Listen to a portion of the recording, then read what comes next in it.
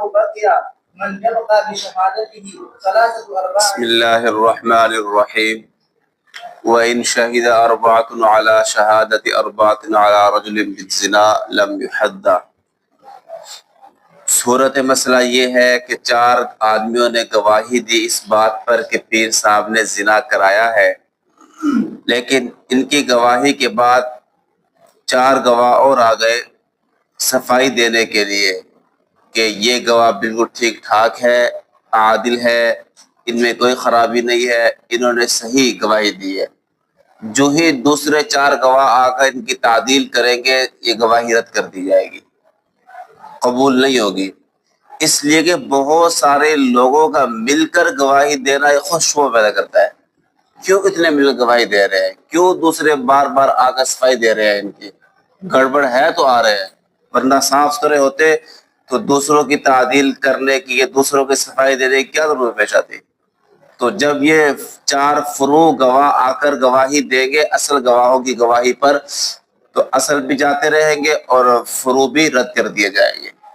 ٹھیک ہے؟ جب فرع گواہوں کی گواہی رد ہو گئی، پھر وہ اصلی گواہ دوبارہ آئے اور انہوں نے کہا کہ ہم نے خود معائنہ کیا ہے اس زنا کا، ہم نے خود دیکھا پیر صاحب کو زنا کرتے ہوئے،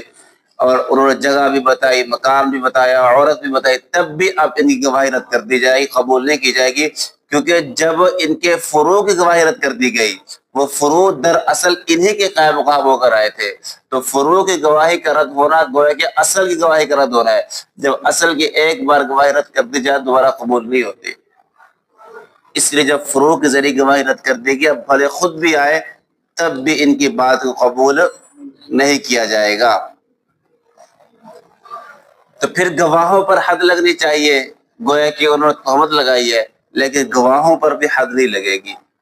اس لیے کہ ان کا عدد مکمل ہے، گواہی ٹھیک دی ہے۔ یہاں ان کی گواہی جو رد ہوئی ہے وہ امر آخر کی وجہ سے آئی ہے، شبہ پیدا ہوا ہے، تو شبہ کی وجہ سے حدود تو ساقط ہوتی ہیں، اور شبہات کی وجہ سے حدود کو لازم نہیں کیا جاتا، اس لیے حد قذف لازم نہیں ہوگی، ٹھیک ہے؟ وَإِذَا شَهِدَ أَرْبَعَةٌ عَلَى رَجُلٍ بِالزِّنَا فَرُجِمَ۔ صورت مسئلہ یہ ہے کہ 4 گواہوں نے گواہی دی ایک آدمی پر زنا کی، کہ پیر صاحب نے زنا کیا ہے، پھر پیر صاحب کو رجم کر دیا گیا۔ رجم کیے جانے کے بعد ایک آدمی نے اپنی گواہی سے رجوع کر لیا کہ میں نے جھوٹی گواہی دی تھی، تو جس گواہ نے گواہی سے رجوع کیا ہے، رجوع کب ہو رہا ہے؟ رجم ہونے کے بعد، اتنی بات یاد رکھنا، تو جس گواہ نے رجوع کیا ہے اس کو حد لگے گی، اور یہ 1/3 دیت کا ضامن ہوگا، کیونکہ 3 گواہوں نے رجوع نہیں کیا نا، 3/3 باقی ہے، 1/3 نے رجوع کیا ہے، اس کو جو حد بھی لگے گی، اور اس کو ہم کہیں گے 1/4 دیت آپ دو، ٹھیک ہے؟ لیکن امام شافعی رحمہ اللہ فرماتے ہیں کہ یہاں اس کو قتل کیا جائے گا، مال لازم نہیں ہوگا، جیسے کہ اگر قصاص کا مسئلہ ہوتا تو وہاں پر جیسے رجم کیا جاتا، قتل کیا جاتا، یہاں بھی کیا قتل کیا جائے گا، اور اس کی مزید وضاحت ہمارے کتاب الدیات میں ہم ذکر کریں گے انشاءاللہ، ٹھیک ہے؟ اچھا، ہم نے کہا حد لگے گی، یہ علماء ثلاثہ کا مذہب ہے، لیکن امام زفر رحمہ اللہ فرماتے ہیں کہ حد نہیں لگے گی۔ ان کی دلیل یہ ہے امام زفر کی، وہ کہتے ہیں کہ یہ اس پر حد قذف تب لگتی جب یہ زندہ پر تہمت لگاتا اور وہ دعویٰ کرتا، اور یہاں پر وہ جس پر تہمت لگ رہی ہے وہ تو مردہ ہے، تو اس لیے مردہ پر تہمت لگنے کی وجہ سے حد قذف نہیں آئے گی۔ اور اگر بالفرض ہم یہ مان بھی لیں کہ یہ مردہ پر تہمت ہے، حد قذف ہے، تہمت لگا رہا ہے، تو پھر بھی تو اس کو جو رجم ہوا ہے وہ قاضی کے حکم سے ہوا ہے، تو قاضی کا حکم خود شبہ پیدا کرے گا کہ اس پر حد قذف لگنی چاہیے یا نہیں، تو شبہ کی وجہ سے حد قذف کیا ہو جائے گی؟ ساقط ہو جائے گی، ٹھیک ہے؟ لیکن ہم ائمہ ثلاثہ یہ فرماتے ہیں، دیکھو شہادت تب شہادت بنتی ہے جب قاضی اس شہادت کو قبول کر کے فیصلہ کرے، ورنہ شہادت برائے شہادت جو ہوتی ہے وہ تہمت ہوتی ہے۔ اور جب اس نے رجوع کر لیا ہے اپنی گواہی سے تو گویا کہ یہ شہادت اب شہادت نہیں رہی، تو گویا کہ جب شہادت نہیں رہی تو قاضی نے قبول بھی نہیں کی، اور جو قاضی نے فیصلہ دیا تھا رجم کا گویا کہ رجم ہوا ہی نہیں ہے۔ جب رجم نہیں ہوا تو یہ تہمت برائے تہمت ہے، جب تہمت برائے تہمت ہے تو لہذا یہاں اس کے حد قذف میں کوئی شبہ نہیں پایا گیا، اس کی حد قذف لگ جائے گی، ٹھیک ہے۔ ہاں البتہ اگر اس کے علاوہ یعنی اس گواہ کے علاوہ کوئی اور اس پر تہمت لگاتا ہے تو اس کو حد قذف نہیں لگے گی، کیونکہ قاضی کے فیصلہ کی وجہ سے وہ شخص جو مرجوم ہوا ہے وہ صفت احسان سے خارج ہے اس وقت، اس لیے کہ اگر دوسرا آدمی آ کر اس پر تہمت لگاتا ہے تو اس کو حد قذف نہیں لگائی جائے گی۔ سمجھ میں آگے بات؟ کہ حد قذف لگے گی اس شخص کو جس نے گواہی دے کر رجوع کیا ہے۔ فَإِن لَّمْ يُحَدَّ الْمَشْهُودَ عَلَيْهِ حَتَّى رَجَعَ، ابھی مسئلہ تھا کہ اس پر گواہوں کی گواہی کے بعد رجم کر دیا گیا، تب یہ تھا کہ پھر کسی نے رجوع کیا تھا تو ہم نے کہا اسی کو حد بھی لگے گی اور وہ دیت بھی دے گا، چوتھائی دیت۔ لیکن اگر گواہوں نے گواہی دی ابھی تک اس مشہود علیہ پر، اس زانی پر ابھی تک حد نہیں لگی تھی، حد لگنے سے پہلے کسی ایک نے رجوع کر لیا، اب تمام کو حد لگے گی۔ فرق سمجھے ہو؟ پہلے مسئلہ میں رجم کرنے کے بعد کسی ایک نے رجوع کیا تھا تو جس نے رجوع کیا تھا اسی کو حد لگ رہی تھی، اب بہ کے گواہی دینے کے بعد رجم ہونے سے پہلے، حد لگنے سے پہلے کسی ایک نے رجوع کر لیا تو تمام گواہوں کو حد لگے گی اور مشہود علیہ سے حد ساقط کر دی جائے گی، یعنی کہ زانی جس پر زنا کی تہمت لگی ہے اب اس کو حد نہیں لگائی جائے گی۔ لیکن امام محمد رحمہ، یہ شیخین کا مسلک، لیکن امام محمد رحمہ اللہ فرماتے ہیں کہ یہاں بھی اسی خاص رجوع کرنے والے کو حد لگے گی، کیونکہ وہ کہتے ہیں کہ گواہوں کی گواہی کی وجہ سے قاضی کا فیصلہ مستحکم ہو چکا ہے تو کسی ایک کے رجوع کرنے سے یہ فسخ نہیں ہوگا، مگر اسی کے حق میں اسی کو حد لگے گی، باقی کو حد نہیں لگائی جائے گی۔ جیسا کہ اگر قاضی فیصلہ کر دیتا تب صرف اسی کو حد لگتی، تو فیصلہ کرنے سے پہلے بھی صرف اسی کو حد لگے گی جس نے رجوع کیا ہے۔ شیخین والا ہما سے شیخین کی دلیل یہ ہے، وہ کہتے ہیں دیکھو قاضی کا حد جاری کرنا یہ قاضی کے فیصلوں میں سے، قضاء کے فیصلوں میں سے ایک اہم جز رکن ہے، ٹھیک ہے۔ تو جیسا کہ اگر کوئی ایک قضائے قاضی سے پہلے رجوع کر لیتا تو وہاں پر سب کو حد لگتی، یہ ہے قاضی کا فیصلہ ہو چکا ہے لیکن ابھی تک حد جاری نہیں ہوئی۔ ہم کہتے ہیں دیکھو قاضی کا فیصلے کو نفاذ دینا، اس کو یعنی کہ حد لگانا، یہ قضاء قاضی کے فیصلوں میں سے ایک اہم فیصلہ اور رکن اور جز ہے، ابھی تک وہ ہوا نہیں ہے، نہیں ہوا نا، تو یہ بالکل ایسے ہے جیسے قاضی نے فیصلہ کیا ہی نہ ہو۔ اگر قاضی ابھی فیصلہ نہ کرے اور کوئی ایک گواہ رجوع کر لے تو سب کو حد لگتی ہے، تو یہاں بھی قاضی کے فیصلے کے بعد حد جاری ہونے سے پہلے کسی ایک کا رجوع کرنا گویا کہ ایسے ہے فیصلے سے پہلے رجوع ہوا ہے، جیسے وہاں پر سب کو حد لگتی یہاں بھی کہ سب کو حد لگے گی۔ وَلَوْ رَجَعَ وَاحِدٌ مِّنْهُمْ، یہ وہ مسئلہ ذکر بھی کر دیا ساتھ ہی کہ اگر قضائے قاضی سے پہلے، یہ الگ سے مسئلہ ہے اس سے، وہ مسئلہ ختم، ٹھیک ہے۔ قاضی چار گواہوں نے گواہی دی لیکن قاضی نے فیصلہ ابھی تک نہیں کیا تھا، اس سے پہلے کسی ایک نے رجوع کر لیا تو تمام کو حد لگے گی۔ لیکن اس مسئلے میں امام زفر فرماتے ہیں کہ یہاں بھی صرف اس شخص کو حد لگے گی جس نے رجوع کیا ہے، کیونکہ وہ کہتے ہیں یہ اپنے غیر کی تصدیق نہیں کر رہا ہے، تو اس لیے اس کی کلام، اس کا رجوع اسی کے حق میں معتبر ہوگا، کسی دوسرے کی طرف متعدی نہیں ہوگا، اس لیے صرف اسی کو حد لگے گی۔ لیکن مولانا سے ہم احناف کی دلیل یہ ہے، دیکھو یہ پہلے بھی عرض کر دیا کہ گواہوں کی گواہی اصل میں تہمت ہوتی ہے، یہ گواہی تب بنتی ہے جب قاضی ان کو لے کر فیصلہ دے، تو جب اب قاضی نے ان کو ایکسپٹ قبول کر کے فیصلہ دیا ہی نہیں ہے تو یہ تہمت برائے تہمت ہے،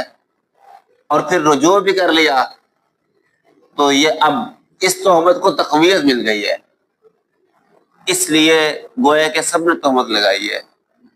جو کہ اصل میں ہے ہی تہمت۔ وہ قواعد تب بنے گی جب قاضی فیصلہ دے گا، قبول کرے گا، اور یہاں کسی ایک نے رجوع کر کے اس تہمت پر مہر لگا دی کہ واقعی تہمت ہے یہ، تو اس لیے یہاں سب کو حد لگے گی۔ بات سمجھ آ گئی ہے جی۔ فَإِنْ كَانُوا خَمْسَةً، اگلا مسئلہ یہ ہے کہ 5 آدمیوں نے گواہی دی کہ پیر صاحب نے زنا کیا ہے، اس کے بعد ایک نے رجوع کر لیا، تو کسی پر کوئی شے لازم نہیں ہوگی کیونکہ نصاب شہادت ابھی کامل ہے۔ لیکن اگر 5 نے گواہی دی، ایک نے رجوع کیا، پھر ایک اور نے رجوع کر لیا، 2 نے رجوع کر لیا، تو ان دونوں کو حد بھی لگے گی اور ان دونوں پر چوتھائی دیت تقسیم ہوگی۔ چوتھائی اس لیے ہوگی کہ ما بقیہ کا اعتبار ہے، ابھی 3/3 باقی ہے نا، 1/3 نکلا ہے تو 1/3 کو ان پر تقسیم کر کے جو ہے دلوایا جائے گا۔ سمجھ آگے بات؟ وَإِنْ شَهِدَ أَرْبَعَةٌ عَلَى رَجُلٍ بِالزِّنَا فَزُكُّوا فَرُجِمَ، صورت مسئلہ یہ ہے کہ 4 گواہوں نے گواہی دی کہ پیر صاحب نے زنا کیا ہے، پھر قاضی نے کچھ لوگوں کو لگایا کہ ذرا جاؤ پتہ کرو یہ جو گواہ آئے تھے یہ عادل بھی ہے یا نہیں، ان کا تزکیہ کرو، ٹھیک ہے؟ انہوں نے تزکیہ کیا اور کہا کہ گواہ ٹھیک ہے، تو پھر تزکیہ کے بعد قاضی نے پیر صاحب کو رجم کر دیا۔ رجم ہونے کے بعد پتہ چلا کہ وہ گواہ تو مجوسی تھے یا غلام تھے، اب کیا ہوگا؟ اب اس کے رجم کا ذمہ دار کون ہوگا؟ دیت کون دے گا؟ تو فرمایا یہ دیت جو ہے امام صاحب کے نزدیک ان تزکیہ کرنے والوں پر ہوگی، کہ جھوٹا تزکیہ کیا نا انہوں نے، تو ان تزکیہ کرنے والوں پر اس مرجوم پیر صاحب کی کیا ہوگی؟ دیت ہوگی۔ لیکن صاحبین فرماتا ہے نہیں، دیت بیت المال پر ہوگی۔ لیکن اتنی بات یاد رکھیں یہ اختلاف تب ہے جب تزکیہ کرنے والے آ کر کہے کہ ہمیں پتہ تھا گواہ جھوٹے ہیں، یہ صحیح نہیں ہے، ہم نے غلط تزکیہ کیا ہے، یہ اختلاف تب ہے۔ اگر غلط فہمی کا شکار ہو گئے تھے وہ، انہوں نے اپنی سمجھ میں صحیح تزکیہ کیا تھا لیکن بعد میں تزکیہ غلط نکلا، پھر اختلاف نہیں ہے۔ یہ اختلاف تب ہے جب جانتے ہوئے کہ یہ گواہ غلام ہے یا مجوسی ہے پھر بھی جھوٹا تزکیہ کر کے چلے گئے، بعد میں کہتے ہیں ہم نے جھوٹ بولا تھا، اس صورت میں اختلاف ہے۔ امام صاحب فرماتے ہیں کہ اب تزکیہ کرنے والوں پر دیت ہوگی اور صاحبین فرماتے ہیں بیت المال پر ہوگی۔ صاحبین کی دلیل لہما سے دی، ان کی دلیل یہ دیکھو یہ گواہوں کا جو تزکیہ کرنا ہے یہ ایک قسم کی جو ہے گواہوں کی بھلائی اچھائی کی خبر دینا ہے، جیسا کہ اگر وہ ان کے محسن ہونے کی خبر دے گواہ کہ یہ آدمی محسن ہے، تو محسن ہونے کی خبر دینا جیسے یہ ایک اچھے کام کی گواہی دینا ہے کہ محسن تھا، شادی شدہ تھا، اس کی بیوی تھی، اچھے کام کی خبر ہے نا۔ تو ایسے ہی فرماتے ہیں یہاں پر جو گواہ گواہی دے تزکیہ کر رہے ہیں، یہ تزکیہ کرنا دراصل ان کے بہتر ہونے کی، اچھا ہونے کی گواہی دینا ہے، ٹھیک ہے؟ تو اچھا ہونے کی گواہی ہے یہ، تو یہ تزکیہ رجم کی علت نہیں ہے۔ یہ گواہی کس لیے صرف گواہی برائے اس لیے ہے کہ وہ اتنی گواہی دے رہے ہیں کہ پیر صاحب اچھا، یہ گواہ اچھے آدمی ہے، یہ برے نہیں ہے، برے نہیں ہے، یہ جو ہے فاسق فاجر نہیں ہے، تو یہ گواہی ان کے اچھا ہونے کی دے رہا ہے. تو تزکیہ کرنے والی گواہی یہ رجم کی علت نہیں ہے. جب رجم کی علت نہیں ہے تو لہذا اگر تزکیہ بعد میں خراب نکل آیا تو اس تزکیہ کی وجہ سے رجم نہیں ہوا، اس کو علت قرار نہیں دیا جا سکتا ہے. جیسا کہ احسان والے مسئلہ میں کہ دو گواہوں نے گواہی دی یہ آدمی محسن ہے،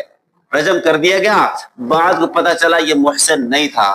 تو احسان کرنے والے جنہوں نے محسن ہونے کی گواہی دی تھی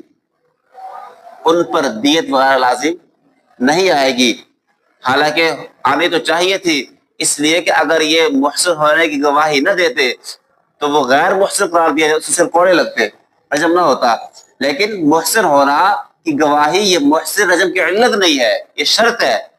ایسے ہی یہاں پر جو گواہی دی انہوں نے کہ یہ گواہ صحیح ہے، عادل ہے، تو یہ گواہی ان کی اچھا ہونے کی دی جا رہی ہے، نہ یہ کہ یہ تزکیہ والی گواہی رجم کی علت ہے.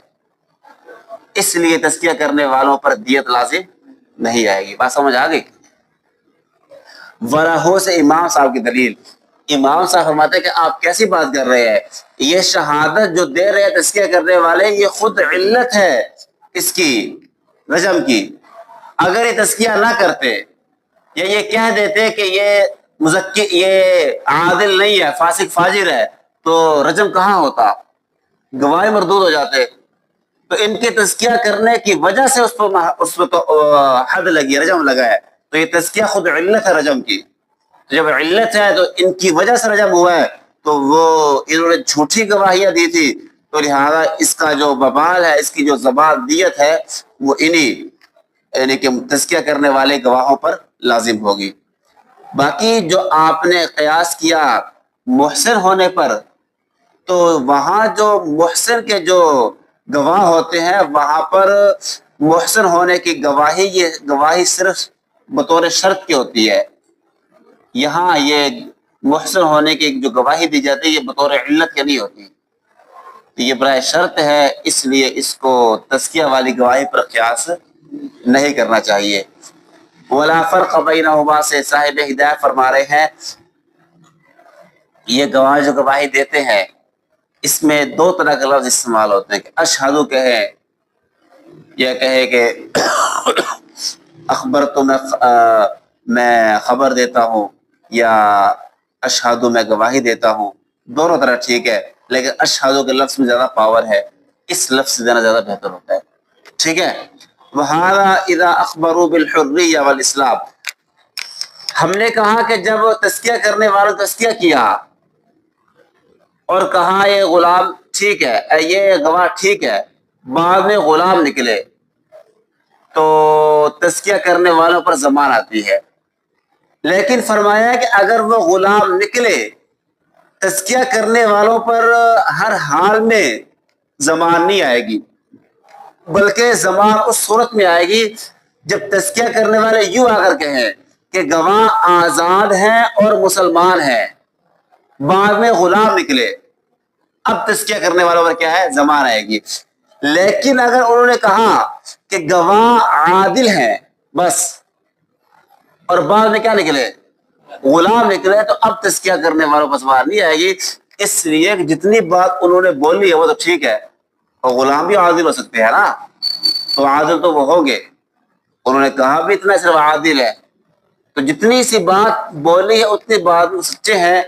جھوٹ نہیں ہے. اگر غلام نکل آئے تو تزکیہ کرنے والوں پر ضمان لازم نہیں آئے گا. بات سمجھ گئے آپ لوگ؟ ولا ضمان علی الشہود. پھر گواہوں پر ضمان دے دو، ایسا بھی نہیں کر سکتے، کیونکہ جب تزکیہ کرنے والوں نے جو ہے ان کا تزکیہ کیا اور وہ غلام نکلے یا جو بھی، تو ان کی گواہی آٹومیٹکلی رد ہو گئی، ختم ہو گئی. جب ختم ہو گئی تو گواہوں پر ضمان پھر لازم نہیں آئے گی. اور حد قذف لگے پھر وہ بھی نہیں کر سکتے ہم، اس لیے کہ جس پر تہمت لگی ہے وہ تو اب مر چکا ہے، وہ تو مرجوم ہے، تو اس کے لیے زندہ ہونا ضروری ہے. اور حد قذف میں وراثت بھی نہیں چلتی ہے کہ ورثاء حد قذف لے لیں، ایسا بھی نہیں ہوتا، اس لیے حد قذف بھی کیا ہو جائے گی، ثابت ہو جائے گی. وَإِذَا شَهِدَ أَرْبَعَةٌ عَلَىٰ جُرْمِ الزِّنَا فَأَمَرَ الْقَاضِي. 4 گواہوں نے گواہی دی ایک آدمی پر زنا کی، قاضی نے فیصلہ دے دیا بھائی اس کو رجم کر دو۔ ایک آدمی اٹھا، اس نے جا کر اس کی گردن کو اڑا دیا، قتل کر دیا رجم کرنے کی بجائے۔ اور جب یہ ہوتا نا کہ کھلے میدان میں کھڑا کر کے پتھر مارو، قاضی نے تو فیصلہ دیا کیا کرو، رجم کرو، لیکن ایک آدمی نے کھڑے ہو کر تلوار سے یا گولی سے اس کی گردن اڑا دی، کام ہو گیا۔ پھر بعد کو پتا چلا کہ گواہ غلام تھے، اب قاتل پر دیت لازم ہوگی، اس نے قتل کیا ہے۔ قیاس کا تقاضا تو یہ ہے کہ اس پر قصاص ہو، لیکن کیونکہ اس نے نفس معصوم قتل کیا نا ناحق، لیکن استحساناً ہم کہیں گے نہیں، قصاص نہیں ہوگا یہاں پر صرف دیت لازم ہوگی، کیونکہ یہاں قاضی کا فیصلہ تو تھا کہ رجم کر دو، تو اس فیصلے کی وجہ سے یہاں شبہ پیدا ہو گیا۔ شبہ پیدا ہونے کی وجہ سے ہم قصاص تو نہیں لازم کر سکتے، البتہ دیت لازم کریں گے کہ قاتل کیا دے گا، دیت دے گا۔ لیکن اگر اس نے قاضی کے فیصلے سے پہلے ہی قتل کر دیا، قاضی نے پھر فیصلہ دیا کہ اس کو رجم کرو، اس صورت میں قصاص لازم ہوگا، کیونکہ قاضی کے فیصلے سے پہلے قتل برائے قتل ہے۔ یہاں قاضی کا کوئی فیصلہ نہیں ہے، چونکہ نفس معصومہ قتل کیا گیا ہے، اس لیے یہاں پر پھر قصاص ہوگا۔ وَلِأَنَّهُ ظَنَّهُ، یہ اسی مسئلے کی دوسری دلیل پہلے والے کی، کہ یہاں پر قصاص نہیں ہوگا بلکہ دیت ہوگی۔ کیوں؟ اس لیے کہ ایک تو وجہ پہلے ذکر ہو چکی، قاضی کا فیصلہ تھا، دوسرا یہ ہے کہ وہ آدمی مباح الدم تھا، قاضی کے فیصلے کی وجہ سے اس کا خون گرانا جائز تھا، قاضی کے فیصلے کی وجہ سے، تو چونکہ اس نے سمجھا اسے خون مباح ہے، اس لیے اس نے قتل کر دیا۔ تو قاضی کے حکم کی خلاف ورزی تو کی ہے، لیکن اس نے وہی کام کیا جو انجامن ہونا تھا۔ رجم کے بعد بھی کیا ہو رہا تھا، قتل ہی ہو رہا تھا،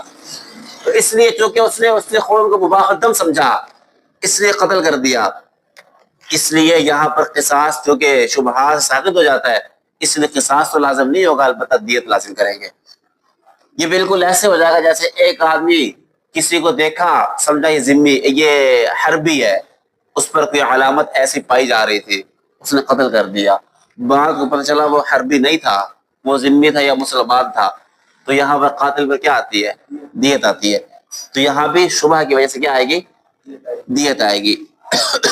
اور یہ دیت اس کے مال میں لازم ہوگی، اس لیے کہ اگرچہ قتل خطا سے ہوا ہے، لیکن یہ عمدن ہوا ہے، اصل تو جان بوجھ کے مارا نا، اور اس کے نظریے میں یہ تھا کہ جائز ہے، لیکن اصل عمدن ہوا ہے، اور عاقلہ پر دیت قتل خطا میں ہوتی ہے، قتل عمد میں نہیں ہوتی، اس لیے یہاں پر خود دیت دے گا اور 3 سال کے عرصہ میں دے گا، ٹھیک ہے، اس کو ڈیوائڈ کر لے گا 3 سال پر۔ وَإِن رُجِمَ ثُمَّ وُجِدَ ثُمَّ وُجِدُوا عَبِيدًا، ایک پیر صاحب کو رجم کر دیا گیا، رجم ہونے کے بعد پتہ چلا وہ مشہود جو گواہ تھے وہ سارے غلام تھے، پہلے تھا قتل کیا اس نے، قاضی نے کہا رجم کرو، اس نے قتل کر دیا، تو وہاں ہم دیت کس پر دے رہے تھے، قاتل پر، کہ یہاں ہے گواہوں نے گواہی دی، پیر صاحب نے اجرا کیا ہے، قاضی نے کہا رجم کرو، ایک آدمی اٹھا رجم کر دیا، بعد کو پتہ چلا وہ تو غلام تھے گواہی دینے والے، اب یہاں دیت بیت المال پر ہوگی، اس لیے کہ یہاں قاضی کے فیصلے کی جو ہے خلاف ورزی نہیں ہوئی ہے، اس نے جو فیصلہ دیا تھا ویسے کام ہوا ہے، تو گویا کہ خود قاضی نے قتل کیا ہے، قاضی نے خود رجم کیا ہے، تو قاضی خود رجم کرتا تو دیت کہاں پر ہوتی، بیت المال پر، تو یہاں کسی اور آدمی کے رجم کرنے سے بھی دیت کس پر ہوگی، بیت المال پر ہوگی، ٹھیک ہے۔ ہاں اگر گردن اڑاتا تو پھر خلاف ورزی تھی، پھر قاتل خود دیت دیتا۔ وَإِذَا شَهِدُوا عَلَىٰ رَجُلٍ بِالزِّنَا، 4 گواہوں نے گواہی دی زنا کی، اور کہتے ہیں کہ ہم نے پیر صاحب کو غور سے دیکھا زنا کرتے ہوئے، تو اس دیکھنے کی وجہ سے ان کی گواہی رد نہیں ہوگی، کیونکہ ہو سکتا ہے دیکھنا اس لیے ہوتا ہے کہ ہم گواہی من کل الوجوہ دے سکیں، کہا جاتا ہے نا گواہی ایسی ہو، یوں گواہی دے گواہ کہ ہم نے ایسے دیکھا جیسے سمچو سرما دانی میں، تو یہ تبھی ہوگا جب بغور دیکھیں گے۔ تو اس لیے بغور دیکھنا لہو و لعب یا خواہشات کے لیے ضروری نہیں ہے، بلکہ ہو سکتا ہے کہ بغور دیکھنا گواہی کو تام کرنے کے لیے ہو۔ ہاں اگر وہ یہ کہے کہ ہم نے غور سے دیکھا ہے لیکن ہمارے دیکھنے کا مقصد صرف خواہش پرستی مزے لینا تھا، پھر چونکہ یہ فاسق فاجر ہو جائیں گے، پھر ان کی گواہی رد کر دی جائے گی۔ ٹھیک ہے، ہاں اگر دیکھنا گواہی کو اتمام کے لیے ہو، گواہی کو من کل وجود دینے کے لیے ہو، پھر تو ٹھیک ہے، جیسے ڈاکٹر کے لیے دیکھنا عضو خاص کو جائز ہے، مقام خاص کو بیماری کا علاج کرنے کے لیے، تو یہاں گواہوں کو دیکھنا بھی جائز ہے گواہی کو تام کرنے کے لیے، لیکن یہ دیکھنا برائے گواہی ہو، برائے لہو و لعب یا خواہش پرستی نہ ہو۔ وَإِذَا شَهِدَ أَرْبَعَةٌ عَلَىٰ رَجُلٍ بِالزِّنَا، 4 گواہوں نے گواہی دی زنا کی، کہ پیر صاحب نے زنا کرایا ہے۔ اب پیر صاحب کہتے ہیں ٹھیک ہے میں نے زنا کیا لیکن میں محسن نہیں ہوں، میں غیر شادی شدہ ہوں، میں محسن نہیں ہوں، اور حال یہ ہے کہ پیر صاحب کی بیوی بھی ہے اور بچہ بھی ہے، تو یہاں اب اس کو رجم نہیں کیا جائے گا، کیونکہ یہ بچہ اور بیوی ہونا اس بات کو ثابت کر رہے ہیں محسن ہے۔ ٹھیک ہے، اور جب بچہ ہے اس کے بعد اگر وہ طلاق بھی دیتا ہے تو طلاق رجعی ہوتی ہے، طلاق بین تب بنتی ہے جب وہ اس سے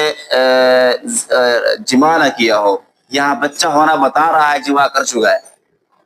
ٹھیک ہے، تو اس لیے بیوی ہے بچہ بھی ہے، دونوں اس بات کو ثابت کر رہے ہیں کہ یہ محسن ہے۔ ہاں اگر بچہ نہ ہوتا پھر ہم یہ سمجھ سکتے تھے شاید سے طلاق دے دیو دخول سے پہلے، تو یہاں ایسا کوئی سین نہیں ہے، اس لیے یہاں رجم ہی ہوگا۔ فَإِن لَمْ تَكُنْ وَلَدٌ، اگر بچہ نہیں ہے اس کا اور کہتے ہیں کہ میں محسن نہیں ہوں، لیکن ایک آدمی 2 عورتیں گواہی دیتی ہیں کہ پیر صاحب محسن ہے، اب کیا ہوگا؟ تو ایک مرد 2 عورتیں گواہی قبول کر لی جائے گی اور پیر صاحب کو رجم کر دیا جائے گا۔ لیکن امام ظفر اور امام شافعی رحمہ اللہ فرماتے ہیں کہ یہاں ایک مرد 2 عورتوں کی گواہی احسان کے معاملہ میں قابل قبول نہیں ہے۔ امام شافعی کے نزدیک اس لیے وہ کہتے ہیں کہ عورتوں کی گواہی صرف مال کے معاملہ میں معتبر ہے اور کسی شے میں معتبر نہیں ہے، اور امام ظفر رحمہ اللہ اس لیے قبول نہیں کرتے، وہ کہتے ہیں دیکھو یہ جو ہے نا احسان، یہ زنا کے معنی میں ہے، علت سے مراد زنا ہے، یہ احسان زنا کے معنی میں ہے، یہ احسان کی گواہی گویا کہ زنا کے معنی میں ہے، اس لیے کہ اس احسان کی وجہ سے زنا کی جو سزا ہے اس میں اضافہ ہوگا، کہ پہلے 80 کوڑے تھے فرض کریں، اب کیا ہو جائے گا؟ رجم ہوگا، تو زنا کی سزا میں اضافہ ہو رہا ہے۔ جیسے زنا کے گویا کہ یہ زنا کے بارے میں گواہی ہے، جیسے زنا کے باب میں عورت کی گواہی قبول نہیں ہے، ایسے ہی احسان کے باب میں بھی عورت کی گواہی قبول نہیں کی جائے گی۔ اور وہ اس کو قیاس کرتے ہیں جیسے ایک آدمی مسلمان ذمہ کا غلام تھا، 2 ذمیوں نے اگر گواہی دی کہ اس مسلمان نے زنا کرایا ہے، زنا کیا ہے، اور زنا سے پہلے آقا نے اس کو آزاد بھی کر دیا تھا، مطلب ہے کہ اس کو 40 کوڑے نہیں 80 کوڑے لگاؤ، سمجھ میں آ گئی بات؟ جیسے یہاں پر ان ذمیوں کی گواہی قبول نہیں کی جاتی، تو اس مسئلہ کے اندر بھی ایک مرد 2 عورتیں گواہی قبول نہیں کی جائے گی۔ مولانا سے ہم احناف کی دلیل، ہم کہتے ہیں محسن ہونے کی گواہی یہ زنا کے باب سے نہیں ہے، بلکہ محسن ہونے کی گواہی یہ ہوتی ہے کہ وہ آدمی کی اچھی خصال، اچھی اوصاف کی گواہی دے رہے ہیں کہ یہ اچھا آدمی ہے، یہ محسن ہے، شادی شدہ ہے، اس کی بیوی ہے، بچے ہیں، تو یہ محسن ہونے کی گواہی تو اس کے اوصاف حمیدہ کی گواہی ہے، اور یہ زنا کے معنی میں ہونا کوئی لازمی نہیں ہے، اور زنا کے علاوہ بھی یہ دی جاتی ہے، اس لیے گویا کہ ایسے ہو جائے گا گویا کہ انہوں نے زنا کے باب کے علاوہ ایک گواہی دی ہے، تو زنا کے باب کے علاوہ ایک مرد 2 عورتیں گواہی قبول ہوتی ہے، تو یہاں بھی کیا قبول کر لی جائے گی۔ بخلاف ما اذا ما ذکرہ، بخلاف اس کے جو امام ظفر نے ذکر کیا ذمہ والا مسئلہ، تو یہاں ہم کہتے ہیں دو حیثیتیں ہیں۔ ایک تو یہ کہ ان ذمیوں کی گواہی سے یہ بات ثابت ہو رہی ہے کہ یہ اب غلام آزاد ہے، اور ایک یہ ثابت ہو رہا ہے کہ اس کی سزا اب آزاد والی 80 کوڑے ہونی چاہیے۔ تو ان کی گواہی بالکل وجوہ رد نہیں ہے، ان کی گواہی کی وجہ سے یہ آزاد ہو جائے گا۔ البتہ یہ جو کہہ رہے ہیں کہ زنا آزادی کے بعد کیا اس نے اور مسلمان منکر ہے، اس باب میں ان کی گواہی رد ہے۔ تو ان کی گواہی ایک معاملہ میں قبول ہے، ایک معاملہ میں رد ہے، اس لیے وہ قیاس آپ پیش مت کریں۔ فَإِن رَجَعَ شُهُودُ الْإِحْسَانِ، آخری مسئلہ اس باب کا یہ ہے کہ احسان کرنے والے جو گواہ تھے، جنہوں نے کہا کہ پیر صاحب محسن ہے، شادی شدہ ہے، گواہی کے بعد رجوع کر لیا، اس کا مطلب یہ ہوا جو بیچارے کو رجم ہوا ہے وہ رجم نہیں ہونا چاہیے تھا، اس کو 80 کوڑے لگانے چاہیے تھے۔ اب رجوع کرنے کی وجہ سے ان پہ زمان ہوگی، ہمارے نزدیک ان پر زمان نہیں ہوگی۔ وجہ وہی ہے کہ یہ احسان کی گواہی تو اس کے اوصاف حمیدہ کی گواہی ہے، یہ زنا کی گواہی نہیں ہے۔ لیکن امام ظفر رحمہ اللہ فرماتے ہیں نہیں، یہ احسان کی گواہی یہ زنا کی علت سے ہے، زنا کے معنی میں ہے، زنا کی گواہی ہے گویا کہ۔ اس لیے وہ کہتے ہیں کہ اگر رجوع کر لیا احسان سے، احسان کی گواہی سے، تو پھر ان پر جو ہے زمان لازم آئے گی، ان احسان کرنے والے گواہوں پر۔ بات سمجھ آئی ہے؟ چلیں آج یہی تک رکھ لیتے ہیں، زندگی باقی تو پھر دیکھیں گے۔